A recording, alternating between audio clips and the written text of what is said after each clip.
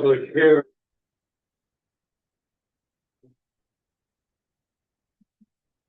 We're ready then. Today it's 6 o'clock and today is the 12th of March. For those who live in the northern part of Maine, I think they think winter is just beginning. Some of them had up to half an inch of ice. Oh, really? Yeah, last night, yesterday. It was brutal. Well, what I'll try to do is take any questions that people may have, and I'm going to refer to the ordinance, which is the official, that we've reached the point where we need to, but we don't have the data on, so we don't know that who owns everything, because we don't have the coordinates for the moorings. So we have to get the coordinates before we can do anything. We've got most of them.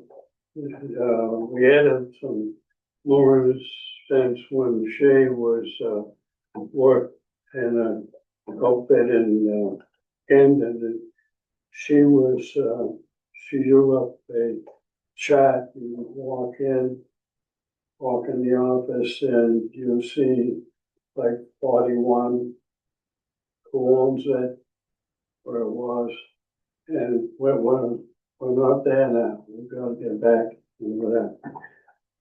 So that would require a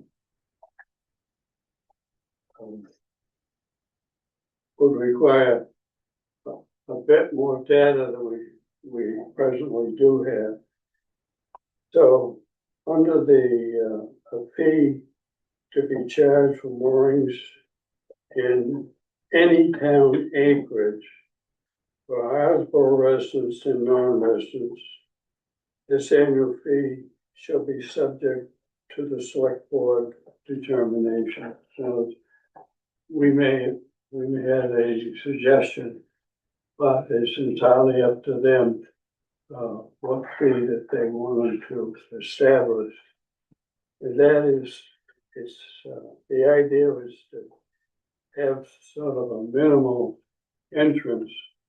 You have time to, as we do more work and our expenses keep going up for the harbor,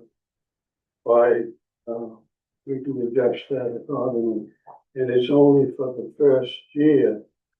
So it will be done on an annual basis. The select board will make that determination, not the harbor. So of the Earl's put a lot of the data together of some of the moorings, but we still need to get them all. And the area that is designated as the town mooring field is marked. We know where it goes out into let's say Seal Harbor, and it's at an angle, and there's an angle that comes at it the other way. So we know that it's in the deep water on one side, but we have a pretty good 99% of the people inside without any question. And if there's ever any question, anybody can appeal it. Over most of the boats over in Seal Harbor, pleasure, sailboats and all the boats, but primarily pleasure. And the Big Tree Boating is there, and they have a lot of boats coming and going constant. So The mooring fee, as I said, would be at the discretion of the select. But in Lincolnville, which they have very few moorings, I think it's now, gosh, it's $300 to have a. And I know Stan McCara was on the list, the waiting list for 10 years to get it. So time he got there now it's going on. All right. Sorry, can I just ask a question? This is because of increasing costs? This is to cover, the reason we're thinking about this is to cover increasing costs? It's to contribute to pay for have a budget for all the stuff that we do. What are the increasing costs that are, I don't know, what are the bigger costs or the escalating costs? Well, What's causing that? you've got, I can address that if you want, Ken. I mean, you have piers, docks, replacements. For example, we have to replace the pier at Big Tree. We just applied for a grant for a couple $100,000, which we hope we get, which will pay a lot of that, but we still have a lot of maintenance in the future at Gilkey Harbor. If you go up underneath, you can see some of the areas, and the floats and the dinghy floats up there, the continuous maintenance. Yeah, the floats are the main, okay, yeah, I'm just. Every year, so it's a way of having the people that actually use it more contribute a little more towards the maintenance. You know, instead of Coron Mabel in the middle of the island who's on Social Security, doesn't have a boat, probably only fair that the people that have boats and moorings maybe do a little bit more of their share. And I'm sorry for the ignorance, but right now it's paid out of the tax rolls. Right. And excise fees on boats, dinghy fees, winch fees. And do we know the percentages of those? So it's the average taxpayer pays X, the total amount is 30% of the budget, and the excise tax covers 60% of the budget? Well, it varies year to year depending on our maintenance. Like if we have to replace a float, you know, they become quite expensive. Right, but you're taxing all of us equally every year. Right. And then it falls short, and then you pick it up with excise tax, but there has to be a pretty even pattern of excise tax. It's only about $13,000 a year for boat excise. Yeah, it's not a great deal. Yeah, and the budget last year was how much for the whole there? Oh, I don't know what we spent last year, quite. My budget finder. Huh? My budget finder. I mean, roughly, yeah. Was it comparable to what we're doing this year, Pete? It's over here. Sorry, I don't want to derail the conversation either. I'm just trying to figure out what's going. No, it's a considerable. I mean, if it's 50 to 100,000 a year. Well, it's less than 50 generally, but. Yeah. Unless we have a capital cost of replacing. But over time, it ends up being about something. Yeah. The current request is for $12,000 this year. Last year it was for 12,000. The year prior was for 12,000. In our big year, we overspent by 2,000. Another year we overspent by 500. Yeah. What's the 12,000? The 12,000 is the budget. 12,000 is the budget request for our total. And we had a storm a couple of years ago. So you're right, 55,300. 12 is the expenses of 55,300 is the total budget. We spent 35,000. I guess. Okay, if he wants to put it back, That's the big numbers you know. I mean, I'm only asking because I'm just curious what's causing the cash problem. And everything's increasing in cost. We know that, but they're trying to build toward needs that people want. That's different than doing what we should do just to maintain the status quo or help the fishermen keep. Well, my understanding is we've had some insurance problems arise and some direction from the town insurance, so we need to make these repairs. No, So I don't think it's I would. It's a need, not a want, not a need. We're not really expanding more things for more people and more services with more docks and. Yeah, well, that has changed a great deal, the amount of services and stuff. I mean, we still have the two primary, public docks, but we haven't changed a great deal in recent years, but the cost of maintenance has gone up. Oh, I Just know the that. materials. Same for the historical society, everybody, yeah. Yeah. Insurance. Yeah. Okay, yeah, just curious, thank you. Okay, the other, um, another topic that, this was for the benefit of people that live on the island. Historically, we have some, ordinances that anybody knows about, but there are harbor masters, deputy harbor masters over the years got caught into those where it didn't fit into any one particular thing, and they had to make a judgment. That judgment was contrary to the ordinance. So this is an attempt to rectify that, given them the authority that they've already exercised for many, many years. Basically, it says, mooring assignments are non-transferable and may not be rented by the assignees to others.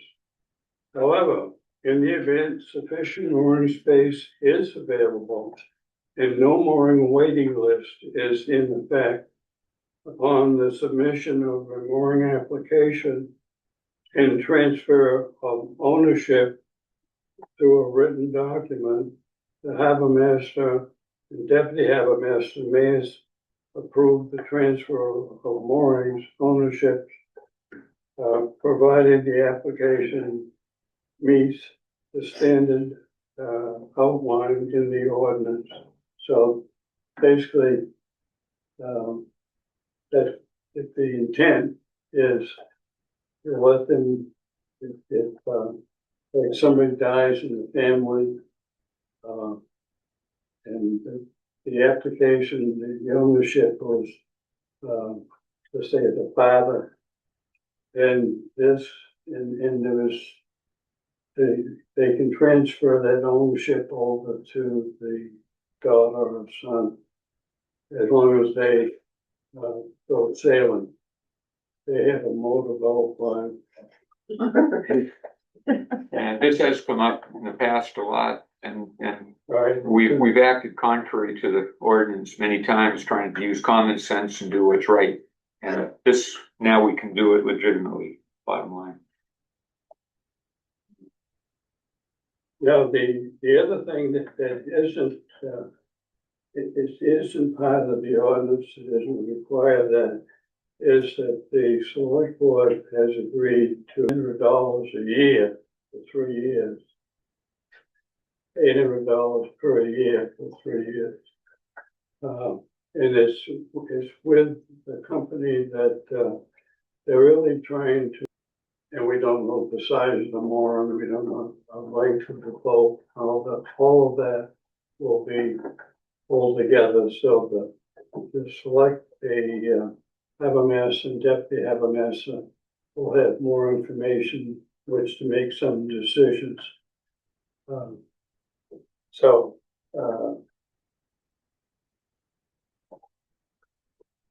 Yeah, we can't get the information from the boatyard, but that, can't get that information from the boatyard. Well, some of the moorings, we don't even know whose they are. There's no name on the buoy. We know, I was out talk to you last time, all down, we took a drone. We had drone shots, both harbors. We transferred that to a big whiteboard. And we went around all the moorings that were, and we went to every mooring, and we took a geographic GPS data point. We tried to do it high tide and took the information we could. We tried to find out who owned those moorings. At that point, some of the moorings will say 200-pound mushroom, some say 2-ton granite, but there's some that have nothing on them, no boat on them. We don't know who they even belong to. It's valuable mooring space. Yeah. Some of them have been sitting there for 2 years with no boat, no anything. We don't know whose they are. So we've got to establish who owns these. If they're not being used, if they're not being maintained, then that's a space someone could use. But we've got to see, you know, who's there, who's using it, is it being maintained? But the $750.32 of software doesn't tell you that. All it No, does we is- have to put it all in. I understand. That'll give us a spreadsheet database that we feed. Right, we put that in Google Maps, but. Yeah. I'm sure the software's great. you know, Yeah. software. Yeah. It's So, also pretty- so that'll give us a place where it'll all be centralized and, you know, there's a certain danger. Let's say you've got your boat there and there's someone who goes in and picks up a mooring and the mooring's not maintained and that breaks and drags into another boat. You know, that happens. It So does, yeah. Okay. we want to know what's out there and it's being taken care of. How have we dealt with it in the past? Helter skelter, not well. I mean, we're trying to do better. You know, we've talked to the boat yards about all the moorings they maintain to properly label them, to put the weight on them, put the owner's name on them.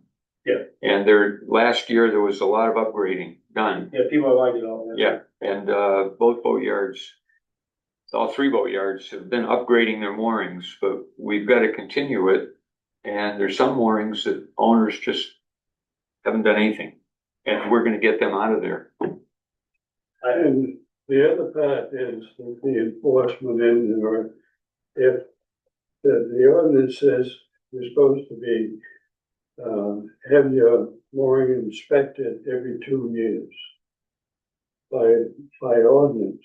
And some of these people, if they don't come into the town office and register their boat, nobody knows what's going on. So I think that there's a potential that will have an increase in revenue as a result of the work that we're going to be doing. And the boat yards, it behooves them to do this. They make money selling chain. Well, I know that, I have to pay them every year. Yeah. I guess. So, but a lot of people don't, and there have been some that have been neglected to the point of breaking.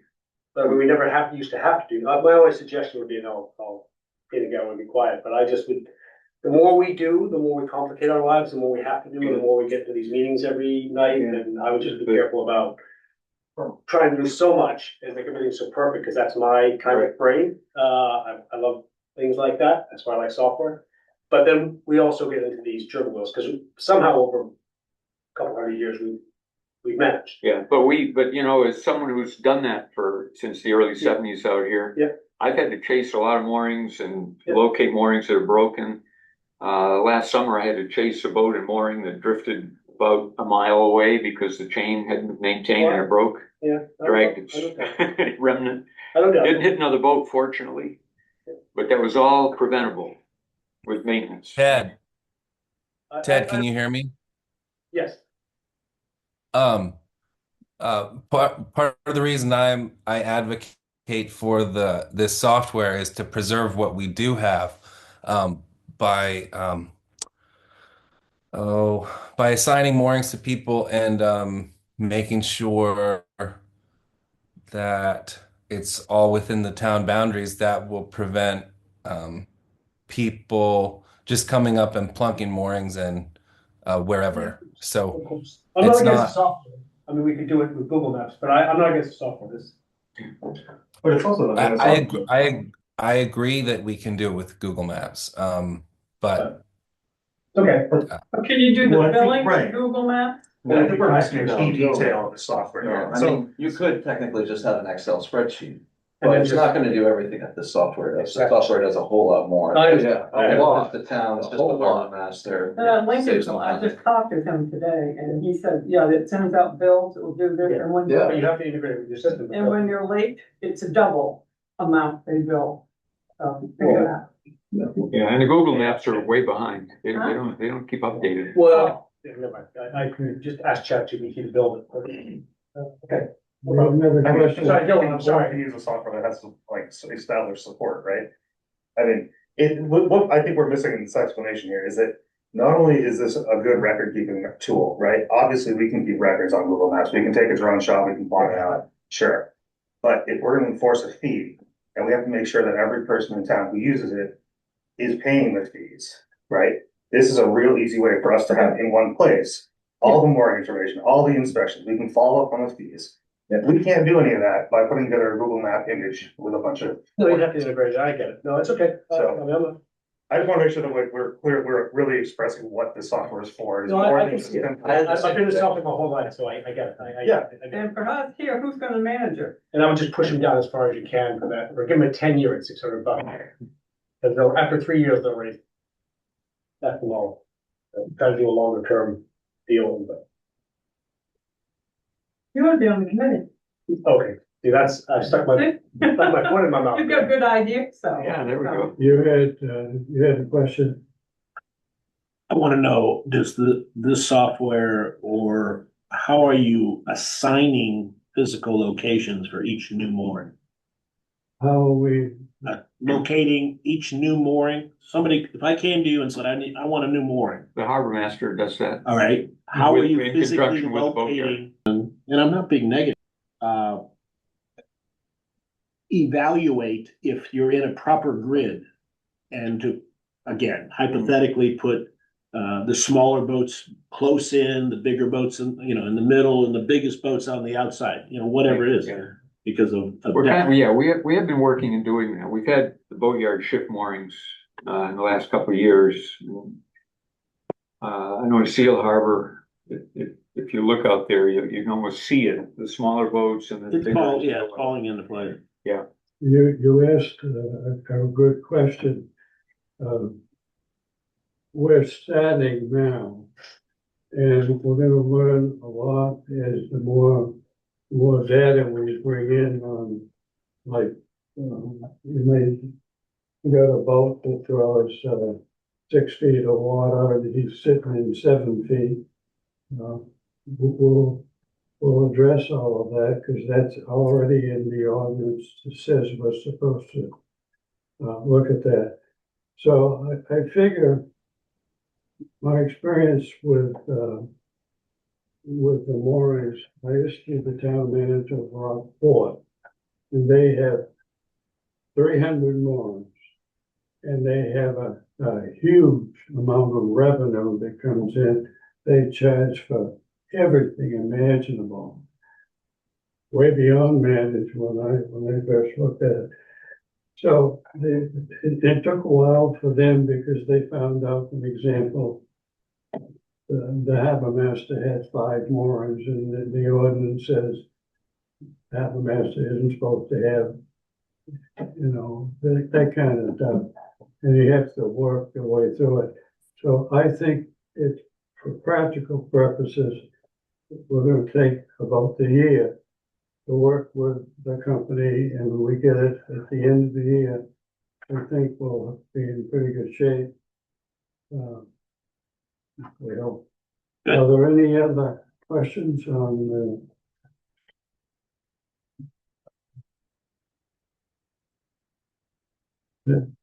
Peter up there? No question. No, okay. All right. Happy, anytime you have any questions, we're happy to talk to you about them.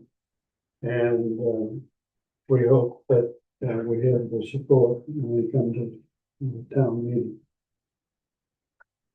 Thank you.